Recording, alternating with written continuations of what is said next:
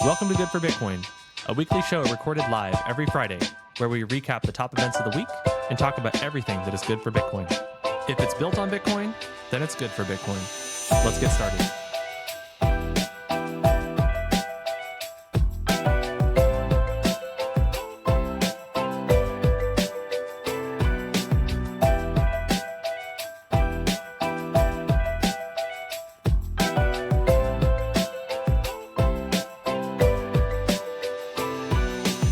Content shared on this podcast is for informational and entertainment purposes only.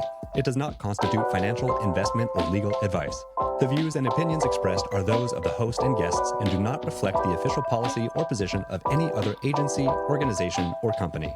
We encourage you to conduct your own research and consult with a qualified professional before making any financial decisions.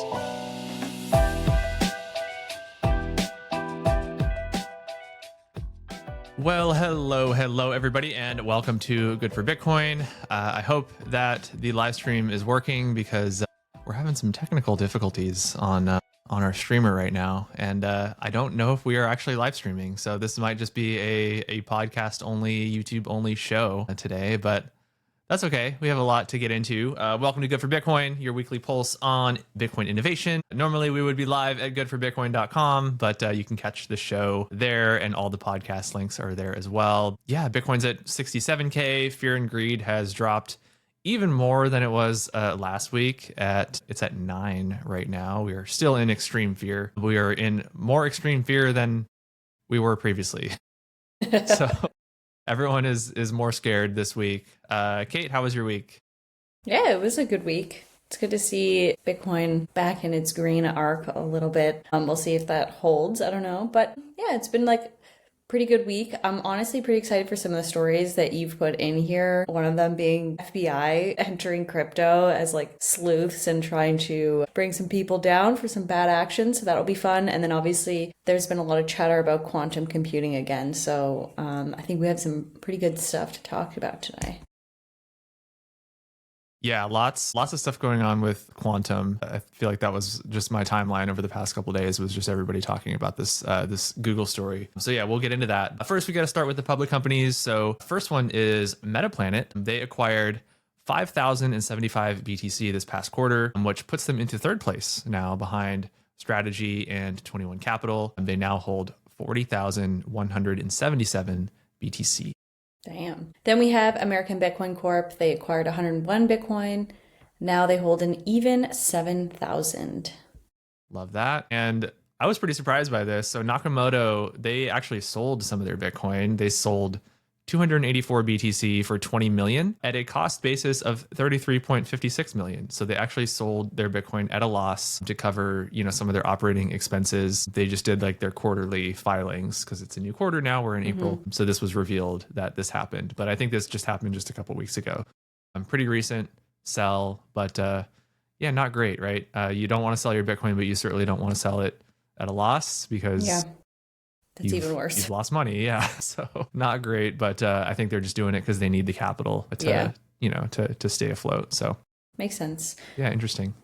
Another company that sold their Bitcoin, it's a mining company called Riot Platforms. And looking into it a little bit further, they're one of the companies that are kind of pivoting to supporting like AI, HPC infrastructure, as well as Bitcoin mining. But they mined 73 Bitcoin during Q1, but they ended up selling just under 4,000. So they liquidated quite a bit. And this is really just like to fund their shift into supporting AI infrastructure. But I thought that one was interesting. So see what happens there. We talked about that, I think, last week too. Lots of miners pivoting to AI. Yep. More profitable right now. If you're in Bitcoin, pivot to AI. They definitely listen to that. Yep.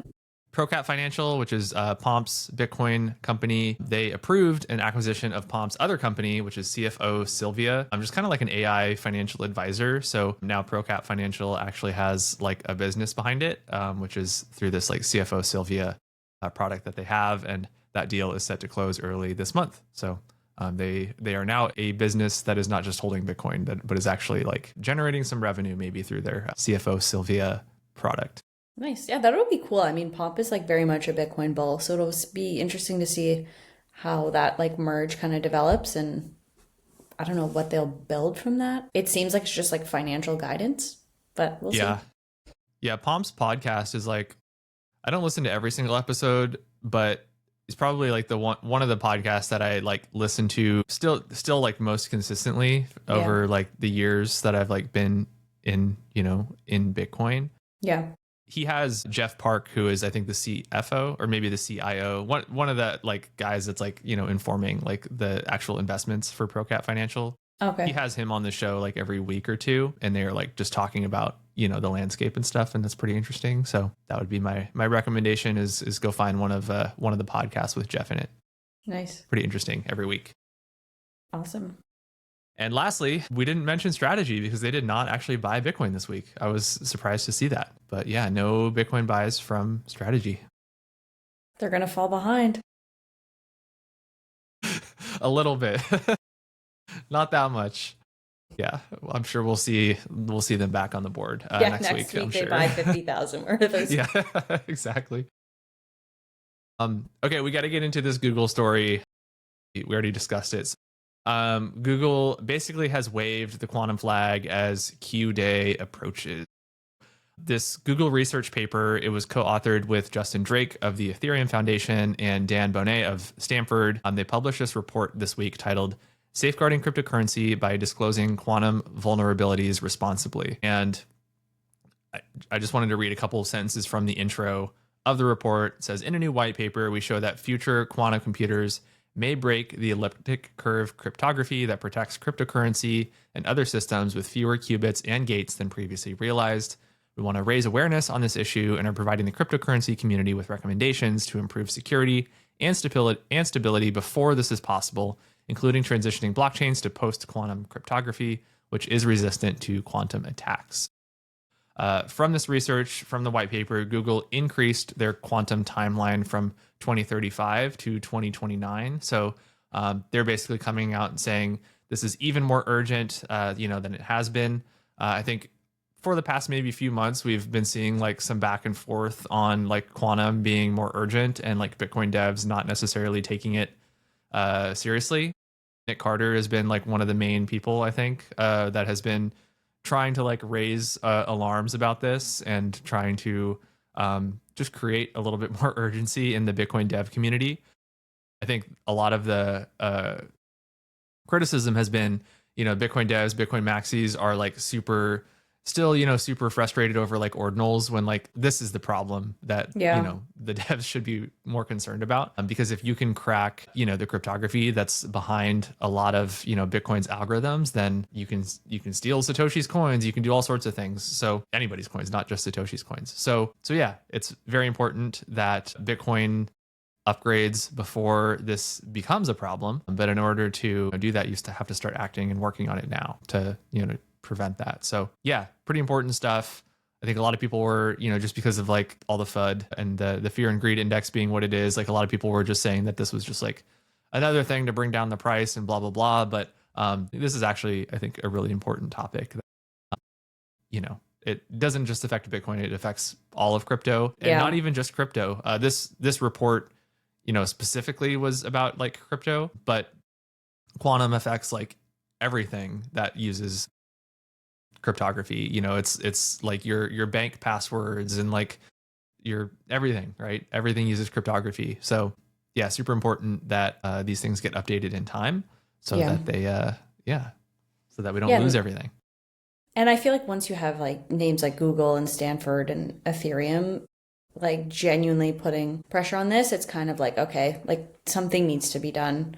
And it seems like even like chains like Ethereum are even more vulnerable than Bitcoin in this because they're constantly like publishing public keys. And, I've been reading that like Bitcoin's UTXO model actually like gives it a structural advantage at the moment, like over another chain like Ethereum, but it's definitely like it's coming. And yeah, I don't know. The Bitcoin devs do not move quick. So it's like something needs to happen within the next, I don't know how many months, but like a soft fork would take a long time, I think. So it's like momentum needs to start happening.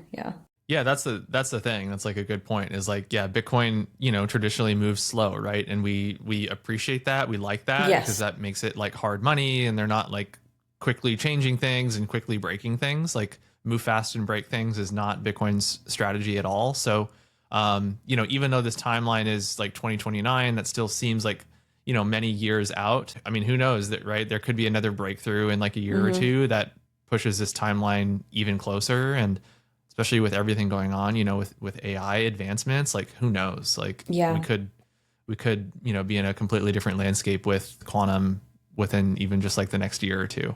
Yeah. I was kind of listening at, I know you mentioned Nick Carter, and he was on Aubrey Strobel's Observation podcast, like you said. And basically they just kept saying like, expect everything sooner than you think. Like, and I mean, we've seen that with AI. It's like, it goes from being like, oh, yeah, it's pretty good to like, whoa, this is insane. And like that loop just keeps getting quicker and quicker. Yeah. So it also becomes like a geopolitical issue because, if the US is, trying to do this, and you have China trying to do this, and you have Russia trying to do this, and everybody's trying to get to, this level of, having a quantum computer that can crack these types of algorithms. And that's very powerful if you are, a nefarious country that is trying to hack into other countries' systems and disrupt things. And so, yeah, this is a problem that is much bigger than Bitcoin, but it still certainly also affects Bitcoin. So you want to upgrade all the systems to be more quantum resistant.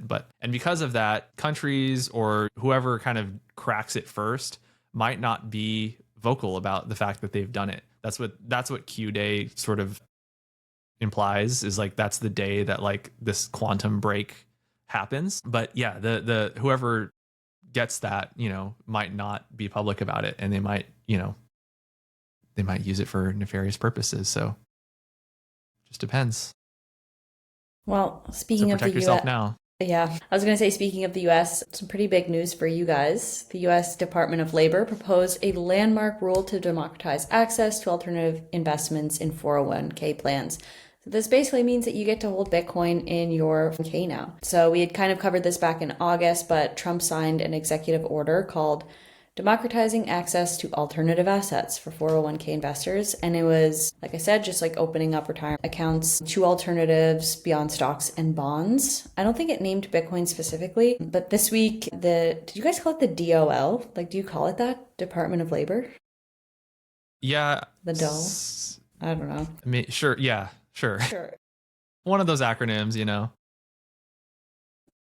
But they specifically stated that digital assets are a new form of investing that includes a wide variety of assets that can be stored and transmitted digitally, including cryptocurrencies such as Bitcoin and other tokens. So they genuinely named Bitcoin this time. So I think it just really creates rules like safe harbors, like legal protection for plan managers. So right now, if a 401k plan offered Bitcoin, the manager takes legal risk. But this rule is saying if you follow these steps, you document your process, then you're going to be protected. And obviously that removes a huge amount of friction for plan managers who, want to offer Bitcoin without having all of this liability. So pretty cool. I don't think you're not going to need wallet setup. Not really any like custody concerns. It's really like standard infrastructure that already exists. And like we've mentioned, there's trillions of dollars in retirement funds. And so this is just like opening this up to an entirely new pool of capital that could flow into Bitcoin.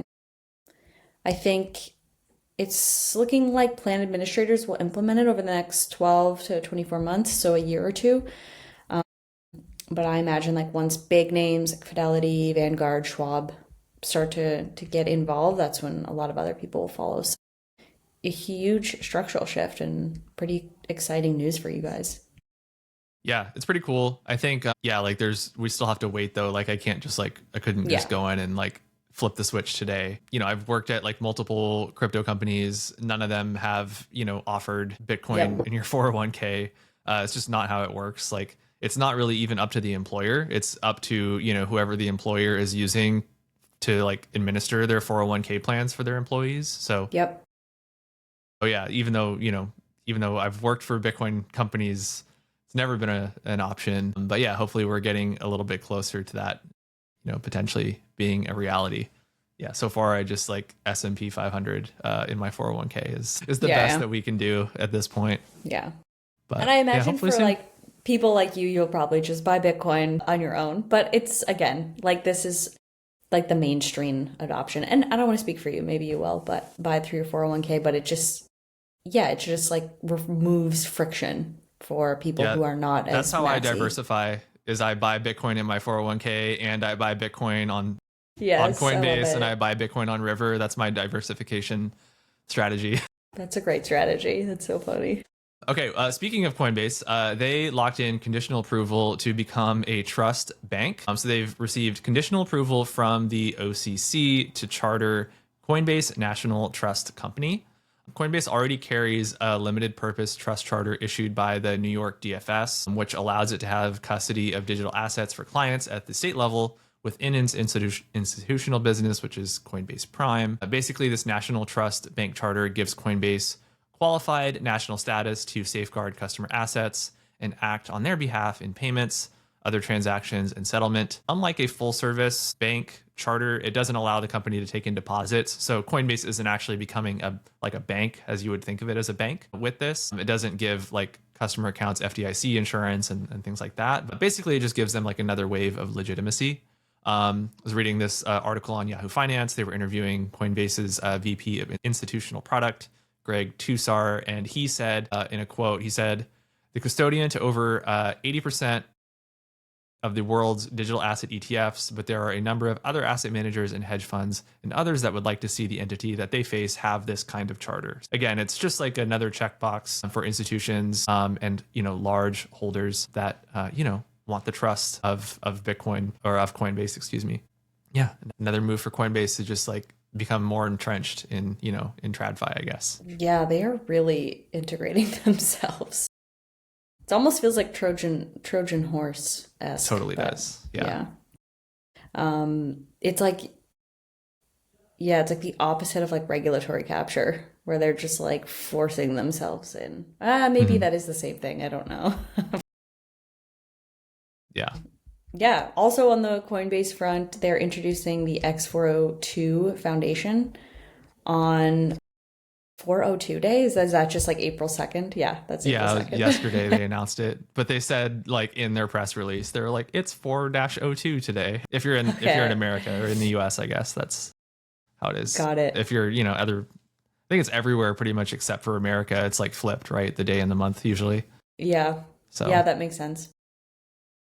US company, I guess. Then they can kind of do what, they can kind of set the rule on that, I guess. But yeah, it's cool. So they're going to live under the Linux Foundation, just kind of like a neutral, non-for-profit home to ensure that no single company owns X402. Some of the founding members include AWS, Google, Microsoft, Stripe, Shopify, Visa, MasterCard, Amex, and then on the crypto side, there's Circle, Solana, Polygon. So every name that you can think of pretty much. That's involved in payments. So little context for X402, it's an HTTP status code standard for web payments. So think of it as like the plumbing that lets websites request payments in a standardized way. Right now, payment infrastructure is quite fragmented. So Stripe, PayPal, Apple Pay, they all kind of work differently. And so X402 would really standardize how the web communicates between them. And so this is pretty big. I mean, this is infrastructure being built by the biggest tech and payment companies in the world, and the fact that some of these big names and founding members are getting so involved, it means that like crypto is kind of being baked really into web payment standards, which makes so much sense because it's the money of the internet. So I don't know, pretty cool. Yeah, it's been X402 has been really big for like agentic payments.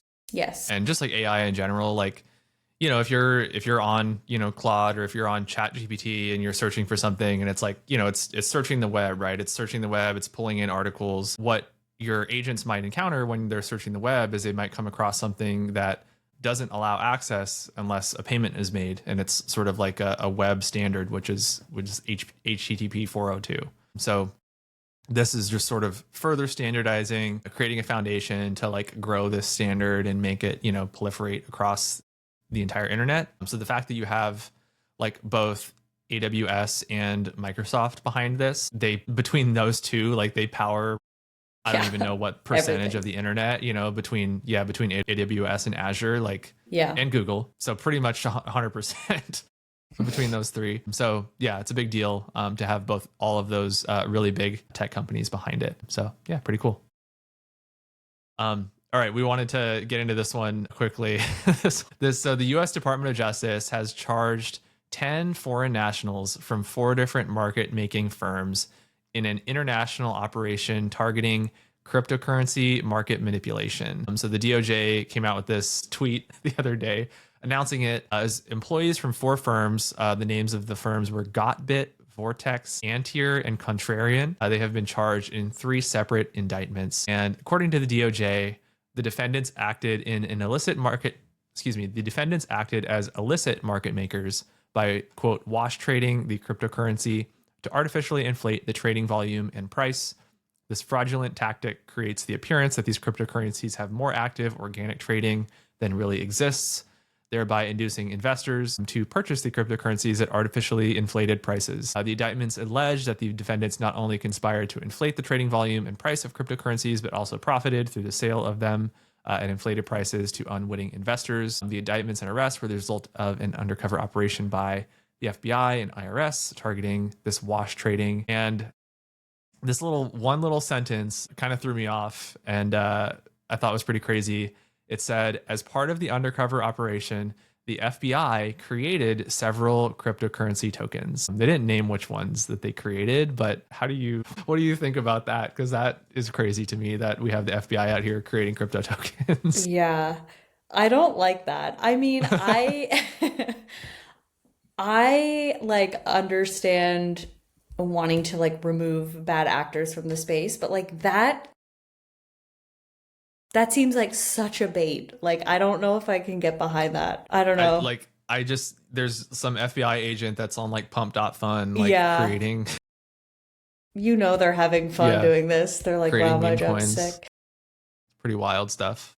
It reminds me, like, I read this is like totally unrelated to crypto, but in Canada, like, I think it was on the East Coast, there was like a local police force, and they had this like sting operation where they were like dressing up as like homeless people, and they would have the I forget what they're called, like the speedometers, so that you can like clock people if they're speeding. And so like they would have like police officers dressed up as homeless, and they would be like clocking people, and then they'd have like police cars down the street, and they would like go pull them over. And I'm like, I don't know if this feels like right. This is like kind of what this reminded me of. Like, obviously very, very different, but yeah, that's so funny. Crazy. I wonder if we'll ever get to know what token they actually created. I wonder if they'll ever publish this. I mean, I'm sure. Yeah. Let's get like Zach XBT on it, and I'm sure he can uncover it. I'm sure he's on it. Yeah, super interesting. Yeah, maybe the Trump coin was part of this. Who knows? That was kind of a pump and dump as well, right? This one I saw, I thought was really cool. We had mentioned this a few weeks ago, maybe it was a month or 2 ago back, but Square has now begun auto-enrolling Bitcoin payments for sellers and merchants. So Bitcoin payments for eligible US sellers are now going to be automatically enabled through April, through this month. So sellers who accept Bitcoin will receive USD as default. Basically, it just means no additional setup is required to accept Bitcoin. So it's just going to be a payment option for, Square terminals now. There is a bit of friction though. So the seller, not the payer, has to choose Bitcoin as a payment option. Like, as a seller, if you're a merchant, you would choose like they're paying with cash or they're paying with card. Like the seller has to choose like they're paying with Bitcoin, and then, they can choose and pay there. But a future mock-up that was shared by one of Square's employees said that they're working on like basically on the little Square terminal screen, you'll just be able to like tap like a little Bitcoin icon and then just pay with Bitcoin.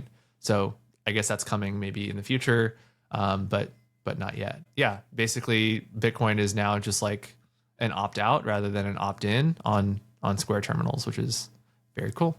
I like it. Really, really cool. It'll be cool to see what the adoption is like. Yeah, but like just auto-enabling it, I think is such a smart idea. Yeah. All right. I'm going to have you take this next one so I can take the one after. Okay, yeah, please. Okay.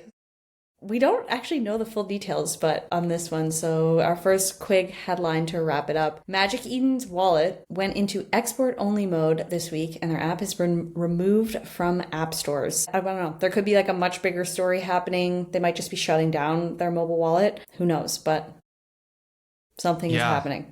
Yeah, I'm not sure. We talked about them shutting down like Ordinals, and they were shutting down a few of their marketplaces, and they were like shutting down their multi-chain wallet. Yeah.